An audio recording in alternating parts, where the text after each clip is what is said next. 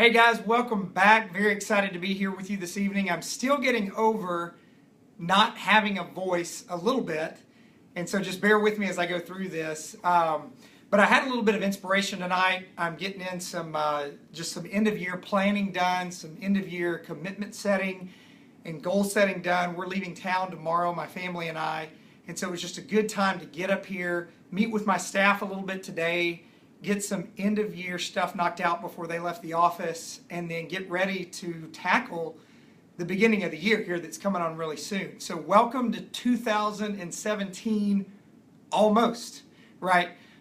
So I want to tell you guys about a couple of things that I'm really excited about as far as things that I'm learning on minimalism, just being a minimalist, and what does that actually mean? It may sound like a weird term or weird phrase, but what does that really mean for everybody?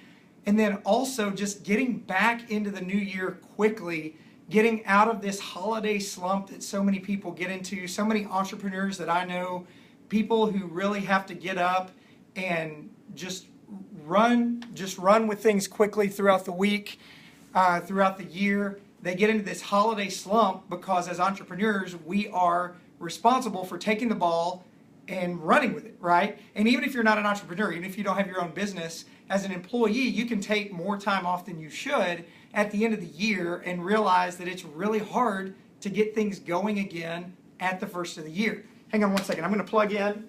I'm already getting notifications that my battery is running low here. You can never plan on what technology is going to bring your way. So I want to talk to you guys today about being a minimalist, about getting back into the new year quickly, and also about a coaching program that I'm starting here in 2017 around my book, From Success to Significance, that I'm really excited about. If you guys haven't seen the book, it looks like this. I've promoted it a few times because I really believe in it. For those of you guys who know me, you know that if I believe in something, I'm going to promote it all day long, and I really do believe in this. Basically around the wisdom that my good friend Curtis Estes, who co-wrote the book with me, gave in here around the 6 vision building activities and the exercises that are going to help you guys get off to an incredibly fast start. So those are the things that I'm going to be talking through today. But the first thing that I want to ask you guys really is, what are you doing to be a minimalist? And what does that really mean to you guys? For so many people out there, I would just describe it as noise. What is the noise that is going on around you every single day? And have you considered really what that noise is? And have you considered really what you need to do to stay on track with what it is that you're really trying to get clear on and accomplish this year? You guys may have heard in my Facebook Live video yesterday where I was talking about taking a personal retreat. And in the end of that video, I said that I want you guys to get really clear on your goal, on your commitment this year, not on your goal or your resolution. We know what goals and resolutions do for us at the end of each year.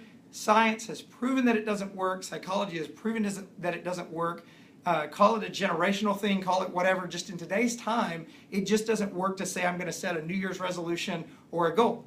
It just doesn't work. So I ask you guys, what is your big commitment? What are you going to do to really hone in on the new year and figure out the thing that's really going to move the mark for you? So I would ask you kind of the same thing tonight on just the noise that's around you. I talked about taking a personal retreat, and the harder it is for you to take a silent retreat. So in other words, if it takes you 1 or 2 days, if you do a silent retreat where you have no technology around you, you're just brainstorming, you're mapping things out, if that's extremely hard for you, that really shows you how accustomed you've gotten to the noise around you. And so this minimalist idea where you're giving up the things that you don't need, or you're cutting out a lot of the noise that's around you, goes along the same pattern.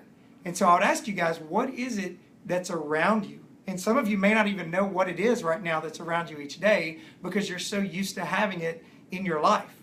For me, whenever I look at all of the well-intentioned things that I laid out in 2016 to make a note of, to flag on podcasts, to buy in audiobooks, I mean, it was just ridiculous the things that I wanted to try to keep up with. And these were all really good things, okay? These weren't things that were a waste of my time. These weren't things that were just sucking energy out of me. These were well-intentioned and really good things that will really, I think, would move the needle in my life. The problem is, though, there's just so much stuff out there that is good.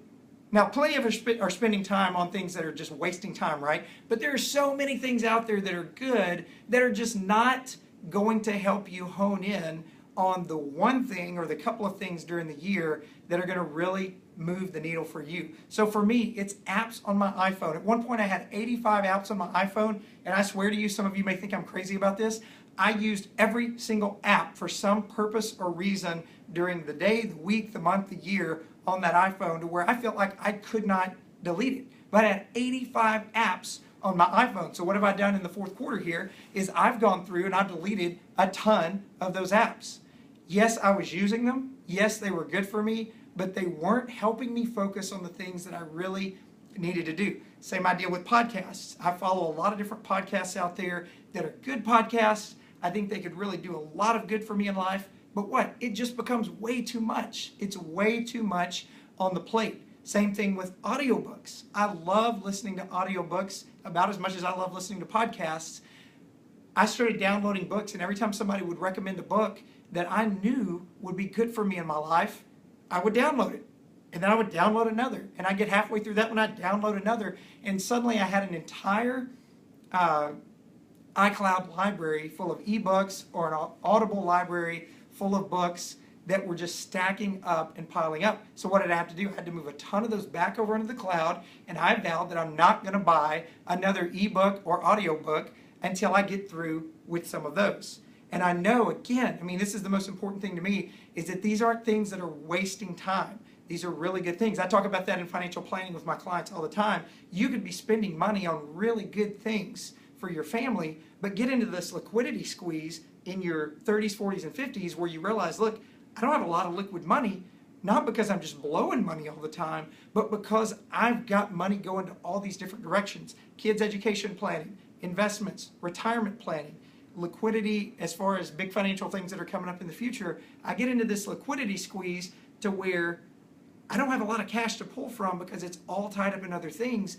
but these aren't just people that are out just blowing their money. These are all good things. You can do the same thing with busyness in your life, which is why I'm encouraging you guys to become more of a minimalist this year and really just start getting rid of things. I told my wife just today, I said, look, I want to just go through and just get rid of so many things that I have because it's just piling up all around me. And even though at one point or another I thought I should hang on to those things, I'm not getting a lot of value out of those because it's just building up in my life. So again, apps on my iPhone, podcasts to download, audiobooks, notes that I'm taking. I have so many notes. I have so many things that I've printed off. I mean, if you just look at my desk, there's so many things that I've printed off lately to stick in books and stick in other things. And the problem is these things I print off because I want them right there in front of my face. I get busy during the week. I can't read all of those things.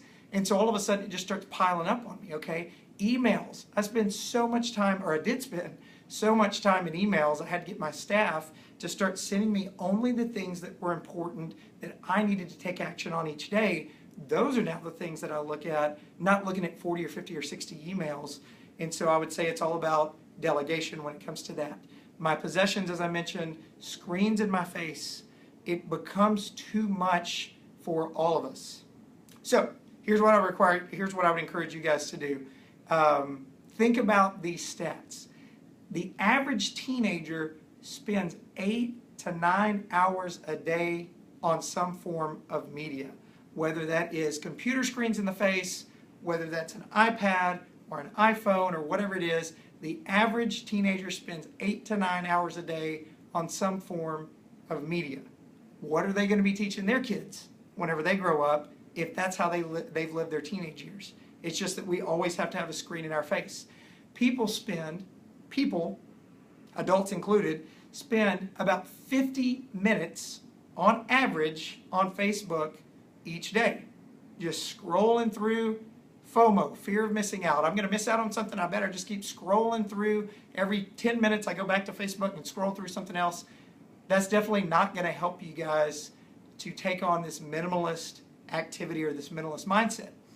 There's even a new word out there I heard about recently called nomophobia, which is a fear of people not having a mobile device on them all the time. Check this out. There's even a company out there that has invented it's like a square, it's the size of an iPhone, but it's a square, just rubber or plastic. I think they make them in different ways. But basically, if you go out to dinner and you're worried about always picking up your phone and looking at it, you take this thing with you, and it's just a square block that you feel like, I mean, it sounds so stupid. You feel good about having something in your hand, but when you look at it, there's no screen there. So what? I guess you just get back to your wife or your date or whatever. I mean, you get back to their conversation, I guess. But these are the things, guys, that we're having to create in society out there because people have so much noise going on around them every single day.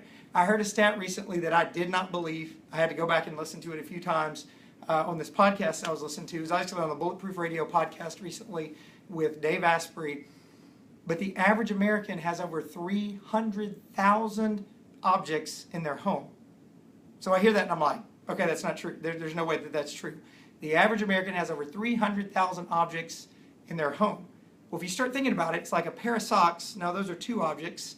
A shirt is one object. Pair of cufflinks, those are two objects. I mean, you start adding all that up. I'm just thinking, going through my closet here. You start adding all that up, 300,000 objects in the average American's home. What of that could you not have around you that's cluttering up your life, cluttering up everything that you're trying to focus on each day and minimalize your life? Also, this blew my mind as well, the United States, for children under the age of 5, children under the age of 5 in the United States make up 1.3% of the world's population, but they consume, or they buy, parents buying it for them, they consume 40% of toy makers' revenue each year. So 1.3% of the world's population is consuming 40% of toy makers' revenue each year. What of that could we do without, or what could our children do without? So my whole point here of giving you all these facts and talking through all this is just the fact that, guys, we have got to get clear on our focus for the new year. And I think part of that is cutting out the noise that is around us constantly. Apps on your iPhone, podcasts you're listening to, audiobooks that you're downloading, notes, emails, possessions, screens in your face. I could go on and on. But my desire this year is to be less busy and get way more accomplished because I'm focused. Less busy, get way more accomplished. More sleep, more time in the bed, and get way more accomplished. I know it sounds counterintuitive, but this is how we've got to start thinking in order to really move the needle. The other thing I'll talk to you about today here in closing is getting back into the new year quickly. Last year, for probably the first time ever in my career, I mentioned, okay, I'm not going to get into this holiday slump. I'm not going to get bogged down by things in my life as far as taking so much time off and just spending so much time. I'm going to transition back into work faster so that January, when January comes, I'm already prepared for it. I'm already moving toward being productive in the new year. In the past, I would reward myself. I would take off a couple of weeks each year. Pretty common for a lot of businesses out there. You take a couple of weeks off each year. At the very end of the year, nobody's around really answering phones, so you justify it. You go, look, I've worked really hard during the year. I'm going to rest. The problem with that, and I'm all about resting, but the problem with that is you can't get into the year quickly. The more time you take off, the harder it is to get the wheels turning. I know so many of you guys are going to agree with that out there who have reported into me about that as well. But we've got to get back into the new year quickly. So I would encourage you guys, maybe I'm sending this message a little bit late here, but I would encourage you guys to start thinking right now, December 30th, 2016, right before New Year's Eve or New Year's Day, just start thinking already about what you're going to accomplish on the first week of January that is then going to have a compounding effect for you out into the rest of the year. And I want you guys to get back into the new year quickly. You can rest after the first quarter or rest at some point during the summer, but I want you to get back into the new year really quickly. That would be a big encouragement. Be more of a minimalist this year and get back into the new year quickly. Now, The last thing here is the coaching program, as I mentioned. My book, Curtis Estes' book, From Success to Significance. I'm very excited about getting this guys out to you guys. So here's what I'm going to do. I'm going to do a 13-week master